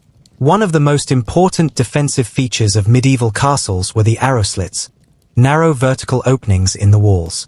These were carefully designed to allow archers inside the castle to shoot arrows at attackers while remaining mostly protected from return fire.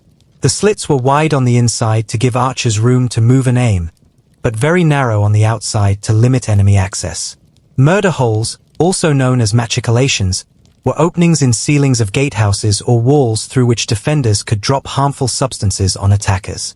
Hot oil, boiling water, rocks, or arrows could be dropped or shot through these holes to disrupt and injure enemies trying to breach the gates or scale the walls. Both arrow slits and murder holes were clever innovations of medieval military architecture, turning the castle into a deadly trap for attackers, maximizing defense while minimizing risk for defenders.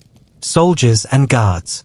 A castle was only as strong as the men who defended it.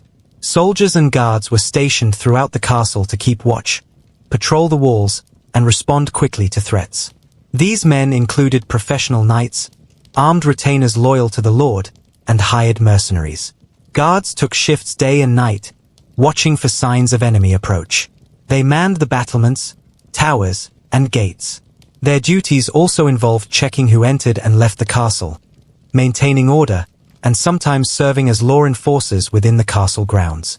Soldiers were trained in various weapons and defensive tactics. Their loyalty and discipline were crucial during sieges, when patience and endurance could mean the difference between survival and defeat. Weaponry and armor. Medieval castles were armed to the teeth. Defenders used a wide range of weapons, from bows and crossbows to swords, spears, and axes. Siege weapons like trebuchets and catapults were often stationed nearby to attack or defend the castle from a distance. Armor was essential for soldiers. Chainmail, plate armor, helmets, and shields protected knights and guards from arrows and sword blows. The quality of armor reflected the wearer's rank and wealth, with the lord's knights often sporting the most elaborate gear. Inside the castle, weapons were stored in armories, secure rooms filled with swords, maces, polearms, and other equipment ready for battle. Defending during a siege. A siege was one of the most dangerous and stressful events a castle could face.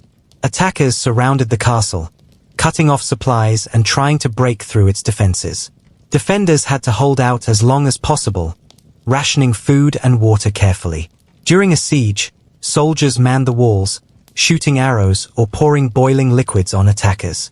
Guards kept watch for attempts to tunnel under walls or scale the battlements.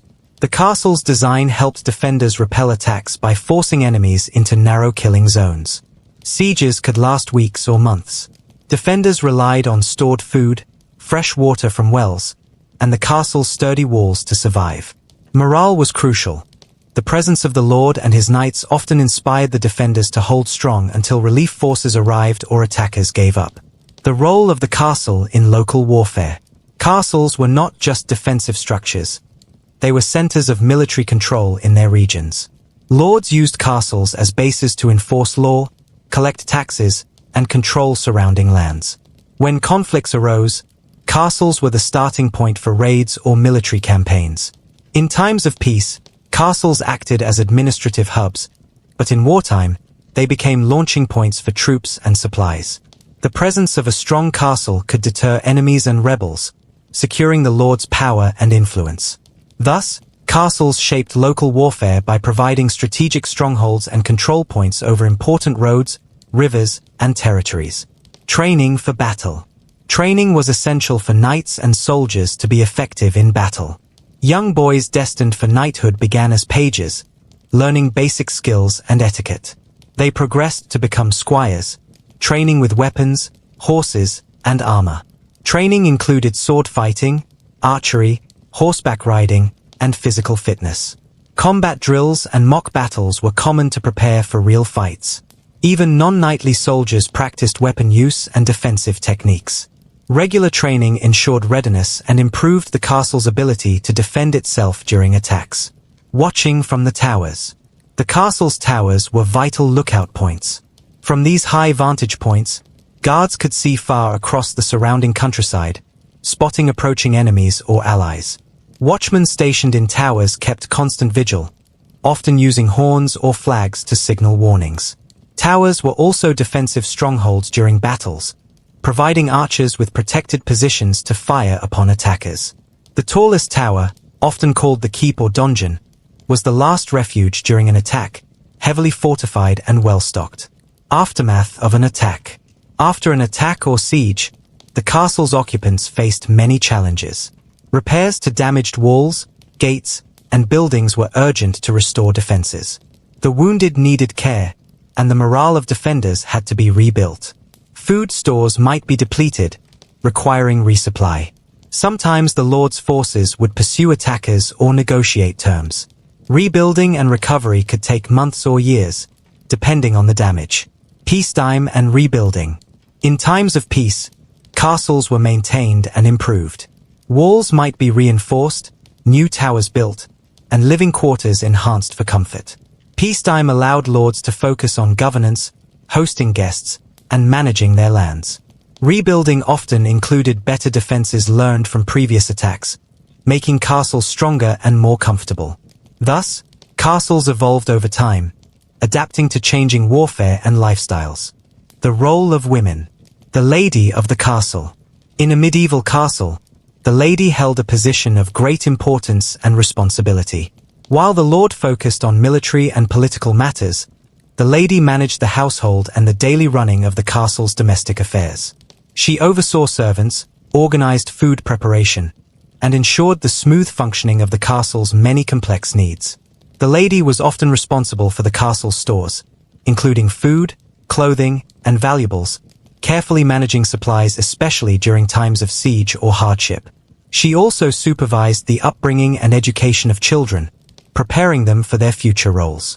Though not involved directly in warfare, the lady could wield significant influence, sometimes even directing defense efforts in the lord's absence. Her authority extended to resolving disputes among servants and tenants and representing the lord's interests in social and economic matters. Noble women's responsibilities. Noble women were expected to maintain the social status of their family through hospitality, management, and influence. They hosted visitors and arranged feasts, demonstrating the family's wealth and power. Managing estates was a key duty, overseeing finances, land management, and sometimes legal matters when the lord was away. This responsibility required knowledge, diplomacy, and leadership skills. Noble women also played vital roles in arranging marriages and alliances, which were crucial for political and social networks. Their ability to navigate court politics and maintain relationships could impact the family's standing for generations. Marriage and alliances. Marriage in medieval times was rarely about romance. It was a strategic tool for forming alliances, securing peace, or expanding influence. Families carefully arranged marriages to strengthen ties with powerful neighbors or rival factions. A noblewoman's marriage contract often included negotiations over land, dowries, and inheritances. Upon marriage, women typically moved to their husband's household, adapting to new roles and expectations. These alliances could change the political landscape, turning enemies into allies or creating new conflicts. For noble women, marriage meant both opportunity and sacrifice, with lifelong implications for themselves and their families. Women's clothing and beauty. Clothing in the medieval castle was a clear marker of status. Noble women wore long gowns made from fine fabrics like silk and velvet, often richly decorated with embroidery, jewels, and fur trims. Beauty standards favored pale skin, slender figures, and elaborate hairstyles, sometimes covered by veils or wimples. Makeup was minimal but included the use of natural dyes and herbs for enhancing appearance. Clothing was both practical and symbolic, indicating a woman's rank and role. Dressing well was essential for making a good impression in court and social gatherings, reflecting the family's wealth and prestige. Educating daughters. Education for noble daughters focused on preparing them for marriage, household management, and social duties. They learned reading, writing, religious studies, and sometimes music or needlework. Mothers, tutors, or nuns often provided education, emphasizing manners, etiquette, and skills needed to run a noble household. While education was limited compared to today's standards, it was vital for maintaining the family's reputation and preparing girls for their future responsibilities. Religion and spiritual life. Religion was central to medieval life, and women played an active role in spiritual practices. The lady of the castle often organized prayers, attended mass, and supported local clergy. Women might participate in charitable works, sponsor religious festivals, or even become patrons of monasteries and churches. For many, religious faith offered comfort and strength, especially during times of hardship. Spiritual life shaped daily routines and moral values, influencing both public and private behavior. Pregnancy and childbirth. Pregnancy and childbirth were dangerous and uncertain in medieval times. Women bore many children but faced risks due to lack of medical knowledge and hygiene. Midwives attended births, using traditional remedies and techniques passed down through generations. Childbirth was often a family and community event, with prayers and rituals for protection. Successful childbirth was celebrated, but infant mortality was high. Mother's health was closely watched, and child-rearing was a central part of women's lives. Women in power. Though rare, some women in medieval castles held significant political power. Queens, regents, or widows could govern lands, command armies, and influence national affairs. Examples like Eleanor of Aquitaine show that women could be formidable leaders, diplomats, and patrons of culture. Even without formal titles, noble women exercised power through their networks, influence over heirs, and management of estates, shaping medieval society in subtle but important ways. Myths and misconceptions. Medieval women have often been misunderstood or stereotyped. Contrary to myths, Many women were educated, politically active, and skilled in managing complex households. Stories about women's weakness or passivity overlook the strength required to maintain families, manage estates, and survive wars and hardships. Myths also obscure the diversity of women's experiences, from peasants to queens, each with unique challenges and contributions. Widowhood and legacy. Widows in medieval castles could face uncertain futures but sometimes gained autonomy and influence. A widow might manage her late husband's estate, act as guardian to young heirs, or remarry strategically. Widowhood also brought social expectations, including periods of mourning and changes in status. Many women used their widowhood to establish legacies through charity, founding religious institutions, or ensuring the future of their children. Sure, I'll write the detailed 5,000-word script for Heading 8, Religion and Belief, covering all subheadings 8.1 to 8.10 continuously without stopping until 8.10 is complete. Religion and Belief. The Castle Chapel. In medieval castles, the chapel was a small but essential part of daily life. It was the sacred space where the Lord, his family, and the castle's inhabitants gathered for prayer, worship, and religious ceremonies. Unlike the grand cathedrals in towns and cities, castle chapels were often modest in size but carefully maintained. They might be located within the keep or a separate tower and featured simple altars, religious icons, and stained glass windows that cast colorful light upon the stone walls. The chapel was more than just a place of worship. It was a spiritual refuge and a symbol of the Lord's piety and legitimacy. Lords who neglected their religious duties risked not only divine punishment but also loss of respect among their peers and subjects. Hence, chapels were richly adorned whenever possible, with tapestries, candles, and precious metals used to honor God. The chapel served various purposes throughout the day, from morning prayers at dawn, known as matins, to evening prayers called vespers. Mass was celebrated regularly, often by a resident chaplain, and the chapel was the venue for important rites like baptisms, marriages, and funerals. Daily prayers and services. Religion shaped the rhythm of medieval castle life. The day was punctuated by several moments dedicated to prayer and reflection, according to the canonical hours observed by the church. The Lord, his family, and the castle staff often gathered in the chapel or a designated prayer space to recite prayers, chant psalms, and attend Mass. Daily prayers were more than rituals. They provided a sense of order and meaning. The clergy, led by the chaplain, guided these services, instructing the castle residents on proper conduct, faith, and morals. Everyone was expected to participate, and neglecting prayer could be seen as a serious moral failing. For many, prayer was also a source of comfort in times of stress or uncertainty, such as during sieges or illness. It reinforced the belief that divine intervention could influence worldly events and protect the castle and its people from harm. Pilgrimages and religious duties. Pilgrimages were important religious duties for many medieval Christians. While not everyone in the castle could undertake these long and sometimes dangerous journeys, the Lord or Lady might embark on pilgrimages to sacred sites to demonstrate their faith and seek divine favor. Popular pilgrimage destinations included Santiago de Compostela in Spain, Canterbury in England, and Rome in Italy. Pilgrimages were acts of penance, devotion, and social prestige, often involving considerable expense and planning. Within the castle, other religious duties included sponsoring masses for the souls of departed family members, supporting local monasteries, and organizing charitable acts for the poor.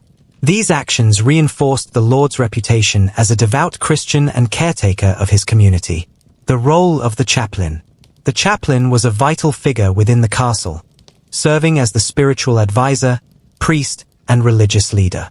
Unlike monks or friars who lived in monasteries or traveled, the chaplain resided in the castle and was responsible for conducting daily services, hearing confessions, and administering sacraments. He provided counsel to the Lord and his family, offering guidance on moral and spiritual matters. The chaplain also educated children in Christian doctrine and was involved in important ceremonies such as baptisms and marriages. In times of crisis, the chaplain's role became even more crucial. His prayers were believed to protect the castle from harm, and he often served as a mediator in disputes or conflicts among the castle's inhabitants. Saints and superstitions.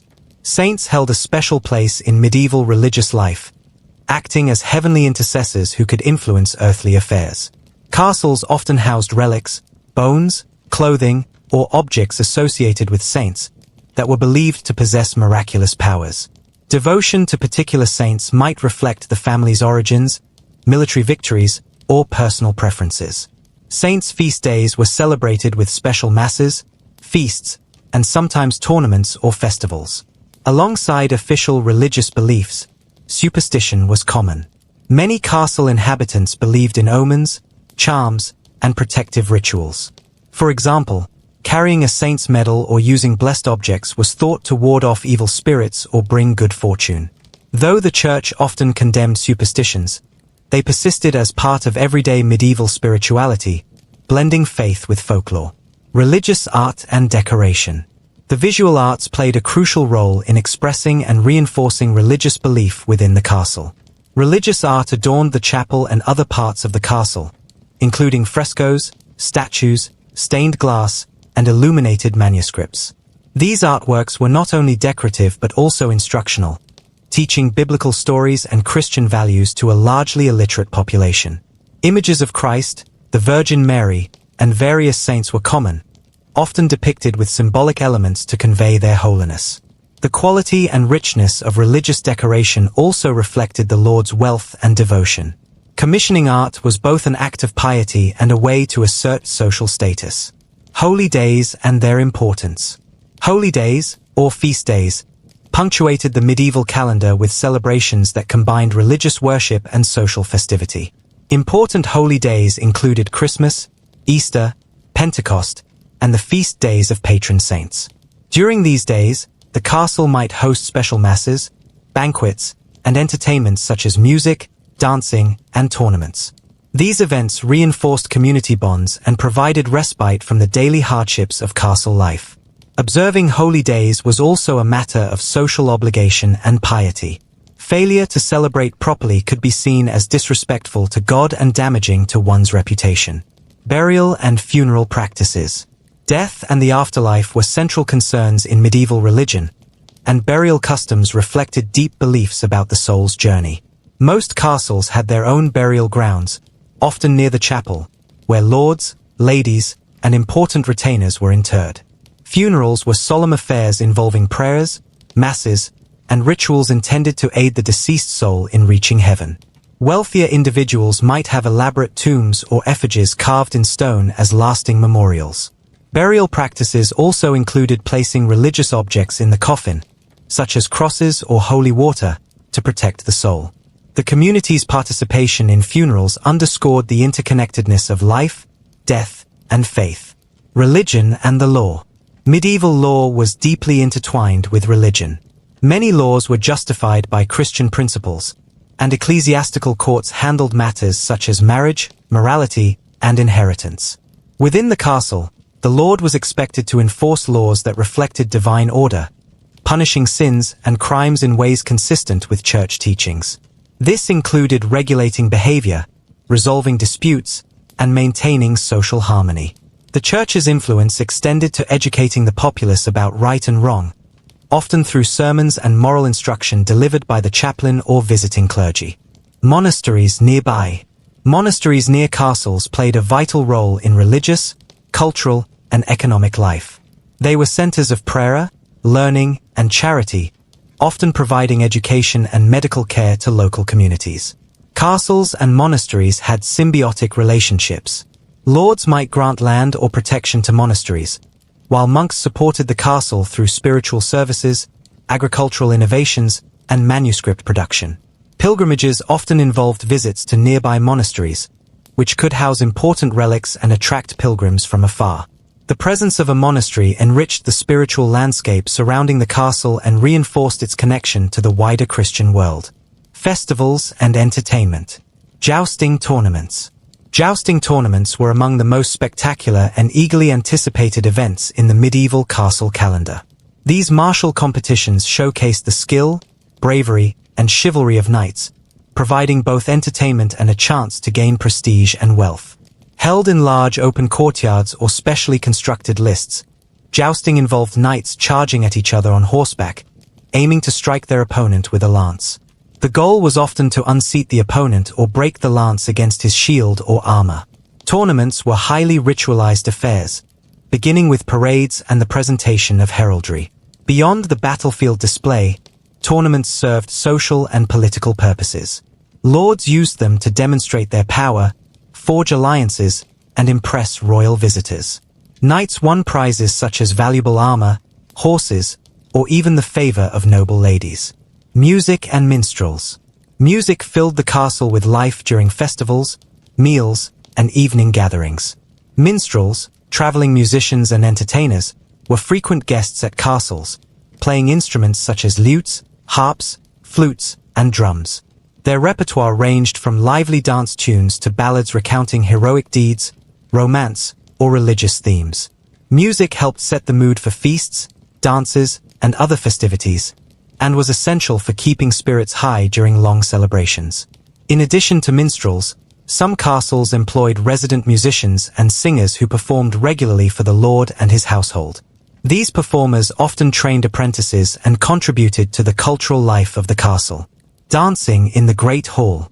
The Great Hall, the heart of the castle's social life, transformed into a lively dance floor during celebrations. Dancing was a popular form of entertainment enjoyed by nobles, knights, the final night before winter. The final night before winter, often marked by the winter solstice or All Hallows' Eve, Halloween, was a time of reflection, celebration, and preparation. Castles hosted special gatherings with fires, music, and storytelling to mark the turning of the year. This night symbolized the victory of light over darkness and was often accompanied by rituals intended to protect the household through the cold months. People exchanged gifts, shared food, and honored the dead and ancestors. The final night before winter was both a solemn and joyful occasion, blending hope, tradition, and community spirit. The legacy of castles. The decline of castles. By the late medieval period, castles began to lose their military and political significance. Advances in warfare technology, such as the development of powerful cannons and gunpowder, made the high walls and towers less effective against siege weapons. Additionally, the growth of centralized nation-states shifted power away from feudal lords toward kings and governments, reducing the need for private fortresses. Castles also became less practical as residences because their dark, cold interiors were less comfortable than emerging styles of manor houses and palaces. Gradually, many castles were abandoned, dismantled, or repurposed, marking the end of an era where stone fortresses ruled the landscape. The rise of modern homes. As castles declined, new forms of residences emerged that prioritized comfort, style, and social status over defense. Manor houses, stately homes, and eventually modern castles focused on spacious rooms, large windows, and elegant gardens. These homes reflected changing tastes, influenced by Renaissance art and architecture, and the desire for privacy and luxury. Wealthy families built homes that showcased their refinement and power without the harshness of medieval fortification. This transition symbolized a broader cultural shift from a world defined by warfare to one increasingly shaped by culture, diplomacy, and economic prosperity. Abandoned walls and forgotten stories. Many castles fell into ruin over centuries, their walls crumbling under the weight of time and neglect. These abandoned structures became silent witnesses to forgotten stories of battles, love, betrayal, and everyday life. Some castles were deliberately destroyed during wars or political upheavals, while others slowly succumbed to weather and vegetation. Despite their decay, these ruins carry a mysterious allure, inspiring historians, archaeologists, and storytellers to piece together the lives once lived within their walls. Legends born in the keep. Castles are fertile ground for legends and myths. From ghostly apparitions to hidden treasure, stories born within the stone keep have passed down through generations. Tales of noble knights, tragic love, and heroic deeds are often set against the backdrop of castle life. Some stories intertwine with real history, while others grew from the imagination, fueled by the castle's imposing presence. These legends continue to shape our perception of medieval life and the romanticized view of castles as places of mystery and adventure. Castle ruins today. Today, Many castles remain as picturesque ruins scattered across the countryside, protected as cultural heritage sites. They attract tourists, historians, and artists who appreciate their beauty and history. Conservation efforts aim to preserve these ruins for future generations, balancing public access with protection from damage. Castles also serve educational purposes, offering insights into medieval architecture, warfare, and social life. Tourism and preservation. Castle tourism is a major industry, drawing millions of visitors worldwide. Restored castles often host guided tours, reenactments, festivals, and exhibitions that bring history to life. Preservation organizations work tirelessly to maintain these historic structures, sometimes restoring partial sections or creating museums within castle grounds. Tourism supports local economies and raises awareness of the importance of preserving cultural heritage, although it also presents challenges in managing visitor impact. Myths in popular culture. Castles have become iconic symbols in popular culture, appearing in films, literature, video games, and art. They represent fantasy worlds, fairy tales, and epic adventures. From Disney princess castles to medieval fantasy novels, these images shape our collective imagination, often blending fact and fiction. Popular culture continues to reinterpret castles, sometimes reinforcing stereotypes but also sparking interest in their real history. Dreams of knights and ladies. The romantic image of knights in shining armor and noble ladies has its roots in medieval castles. These dreams evoke ideals of chivalry, honor, and courtly love. While reality was often harsher and more complex, castles remain a symbol of these ideals and inspire creativity in poetry, art, and storytelling. People today still find fascination in the stories and lifestyles associated with castle life, reflecting a timeless appeal. Castles in the mind. Beyond physical ruins, castles exist in the collective memory and imagination. They symbolize strength, protection, and the passage of time. Psychologically, castles can represent both security and isolation, grandeur and decay, reflecting human hopes and fears. This mental image influences everything from architectural designs to personal dreams, making castles a powerful cultural metaphor. Sleeping within the walls. Some castles have been converted into hotels, guest houses, or private homes, allowing people to experience living within their ancient walls. Staying overnight in a castle offers a unique glimpse into history, combining modern comfort with a sense of timelessness. These experiences connect past and present, letting guests imagine the lives of those who once walked the same halls centuries ago.